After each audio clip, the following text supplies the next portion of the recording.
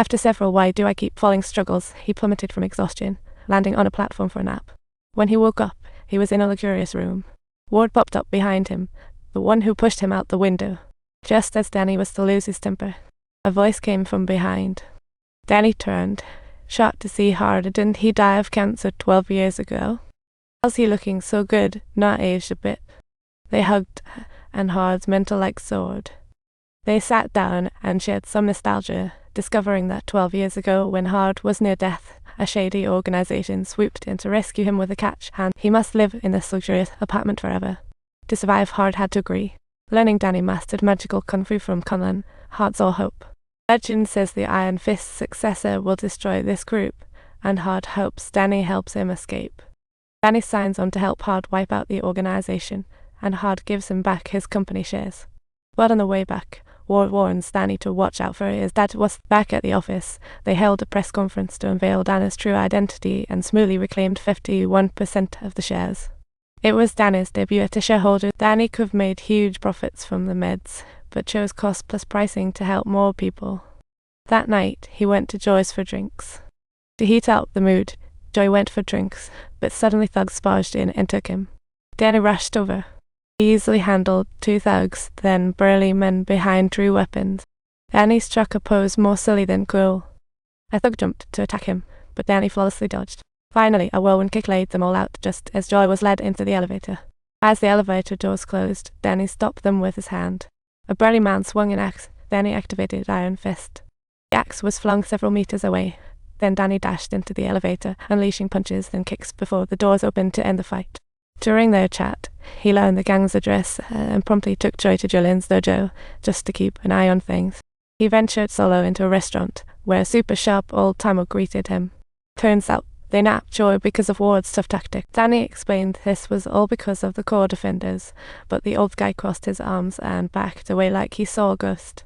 Danny asked what they were using the port for, but nobody spilled the beans. The next day, while practicing his kung fu, he heard a knock at the door. Opening the door, he only saw an incense burner with a note, a mysterious symbol, and something wrapped inside. Danny then found Ward. He told Ward the core defenders were up to some shady business with the company, but Ward wouldn't buy corporate skepticism at its finest. Danny got the next dock shipping time from the assistant, then took Jolene to a dojo and onto a candlelit dinner.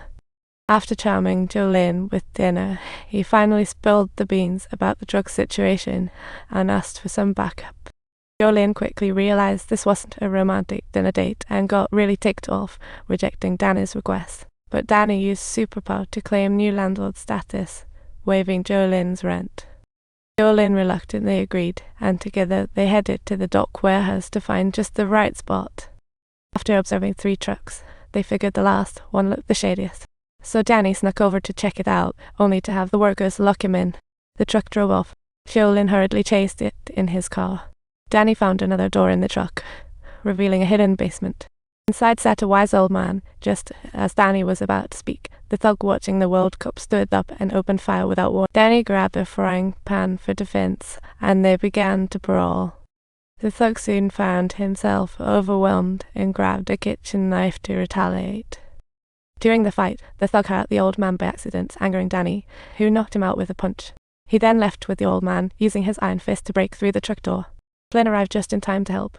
Danny and the old man jumped into the car, heading to the dojo for treatment by Jolene's friends. The old man survived. He was a chemist, with his daughter kidnapped by core defenders, forcing him to make drugs. To keep his work safe, he did it all from inside a truck, shipping it out from the docks worldwide. He then gave Danny the core defenders. He begged Danny to help rescue his daughter, and the next day, Danny was all set to save the girl. Jolene worried about Danny's safety, urging him not to go after the core defenders. But Danny was resolute. Not only was he out to save the girl, but he also wanted to save his company. That night, Danny went solo to the core defenders and announced his intentions like a boss. Out came a lady in a lab coat, agreeing to Danny's request, but only if he could survive 3 trials.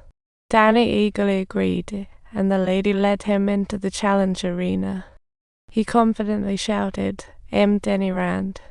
Strong and brave, Danny would face 3 life-or-death battles here. Round 1 featured a pair of twins.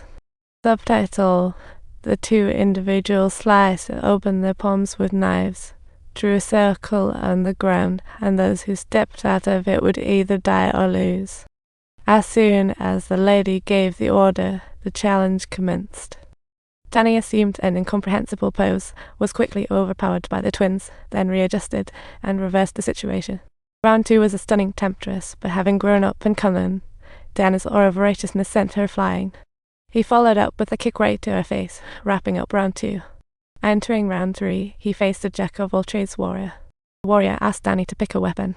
Could his tiny iron fist even wield one? He grabbed a sword and swung it. Before he could swing a few times, Danny knocked him out cold. Danny casually grabbed another weapon, one that he couldn't even name. Not wanting to waste time, Danny unleashed his iron fist to shatter the warrior's sword, then launched him out of the arena with a solid punch. Just as Danny was about to finish the fight, the lady snatched the girl, forcing him to forfeit the duel. Danny reluctantly gave up the duel to save his life. The old lady kept her word and freed the girl, as Danny prepared to leave with her. The old lady suddenly mentioned Danny's parents, piquing his interest. Just as he leaned in to ask, she casually waved him away. Danny was held several meters away, and the lady walked off nonchalantly. Exhausted, Danny left with the girl. Meanwhile, the chemist was taken to the hospital due to severe injuries.